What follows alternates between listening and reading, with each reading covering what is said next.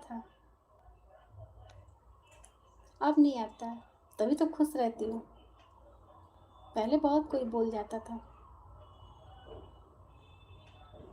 क्या करेंगे, समय समय की बात होती है। समय बड़ा बलवान रे भैया, समय बड़ा बलवान। एक समय था, खुश रहो भाभी जी। एक समय था जो अपना सब कुछ खो दी। ठीक है, जो वापस कभी नहीं आएगा। और अब समय है। कभी कभी वो समय खोज सोचती हूँ ना मैं, जो मैंने खो दिया सब कुछ।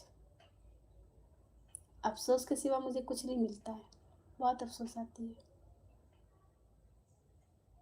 कि मैंने वो पल खोया ही क्यों। मुझे नहीं खोना चाहिए था।